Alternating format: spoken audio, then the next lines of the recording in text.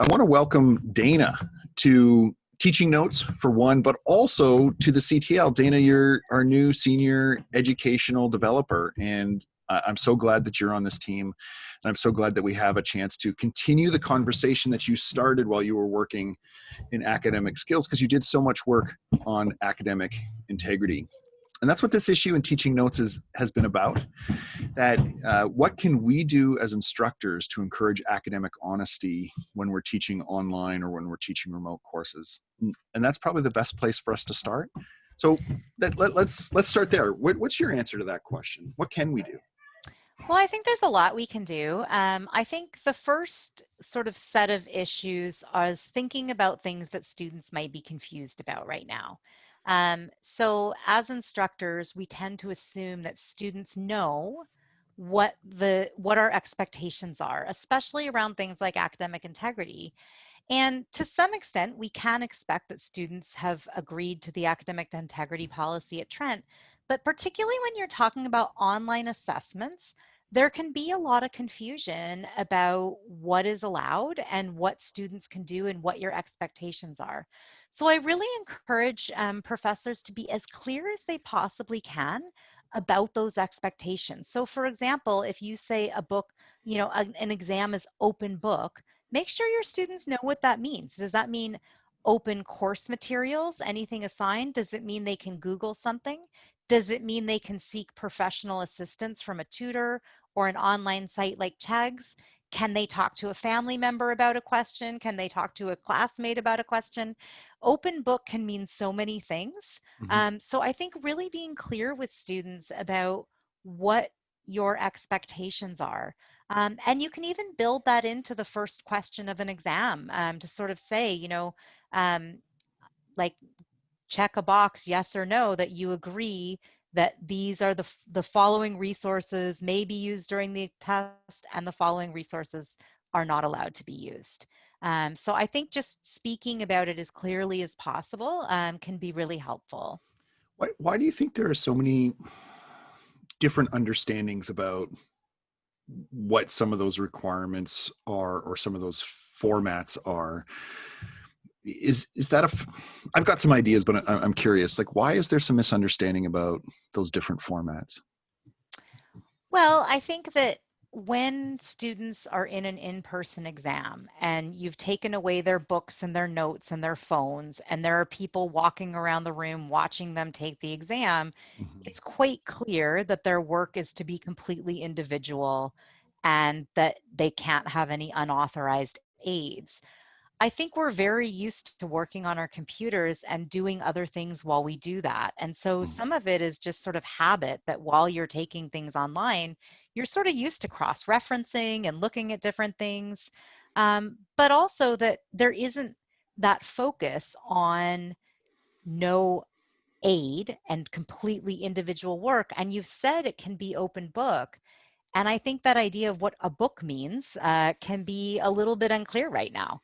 Um, so I think those are some of the factors that can cause Yeah. more lack of clarity. Yeah, I also have a hunch too, and I'm seeing this unfold with my kids as they're working their way through school. Is that the emphasis on group work and what counts as group work? They're being trained in a different way to think about what counts as their own work and what counts as original thought. Now, I'm only up to grade 6 in my house, but I assume that continues to the upper grades too. That we're dealing with students that in some cases have different understandings about how their work should get completed and what counts as uh, academic honesty, right? Or where they're getting their ideas from. Yes. Yeah.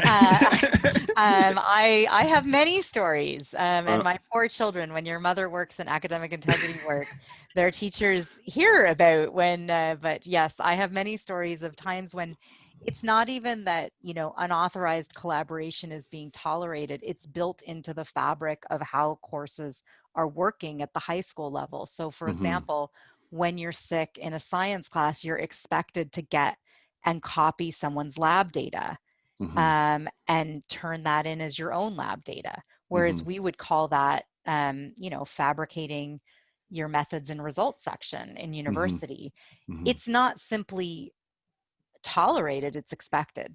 Okay. So I think that there's a whole host of practices that students are coming in with that are quite tolerated. And probably the one thing that is the most consistent between high school and university is the in-person exam, Yeah. right? That is the thing that is very similar between those two things.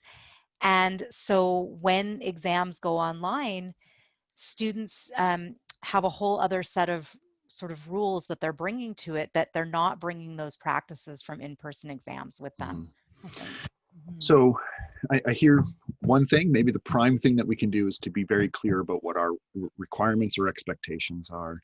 But what I'm also wondering here, Dana, if that's also part of a longer or larger conversation that we could have in our courses.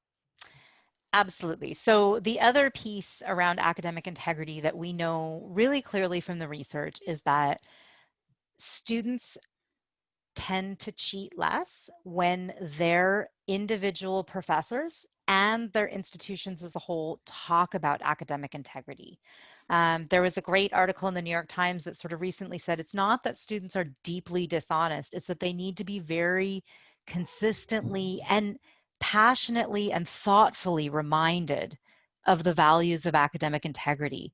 Hmm. Um, so I may have mentioned earlier that when we first started the academic integrity module, we did a little study of the very first year of the students who were caught cheating that year and how many of them had taken the module.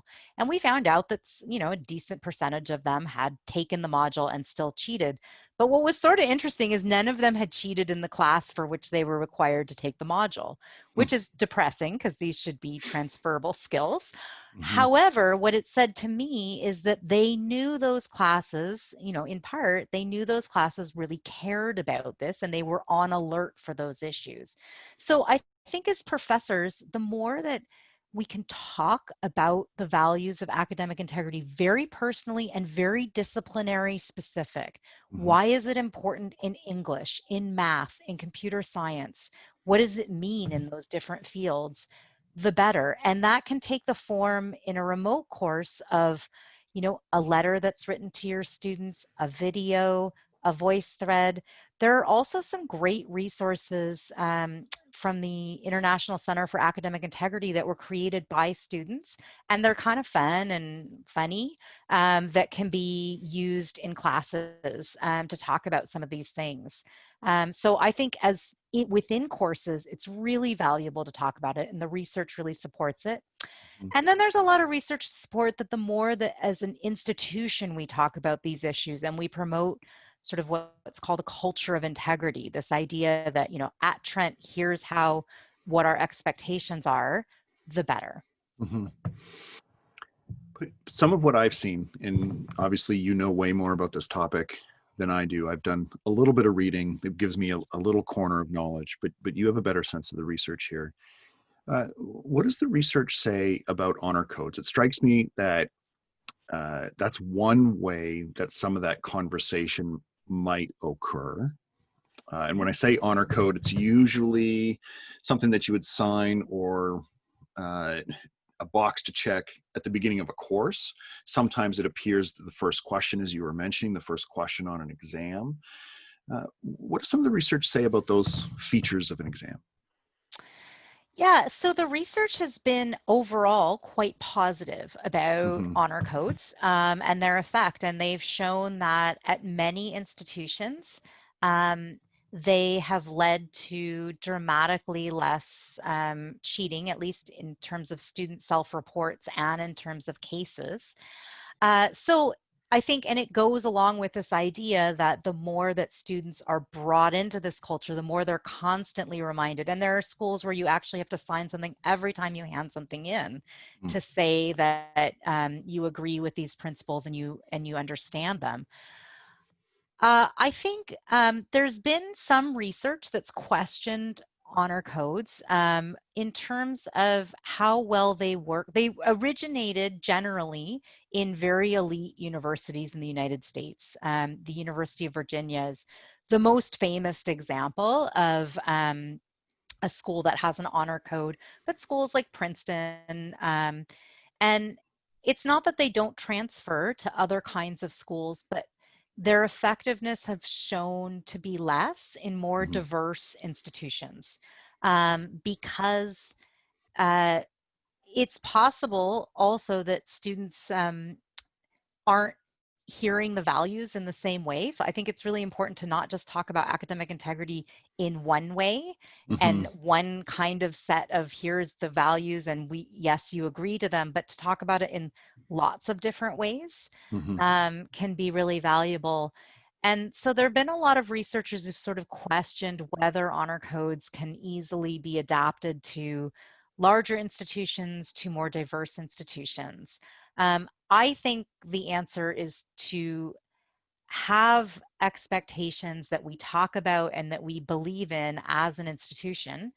And it's notable that, one of the main things students have to do when they register for classes is check a box that says they agree to abide by the academic integrity policy, Hmm. um, but also to give students ways to learn what it means. I think one of the other issues I sometimes have with honor codes is it explains a set of values and asks students to agree to them, but it doesn't necessarily provide the education that they may need to understand what that means. So, Hmm.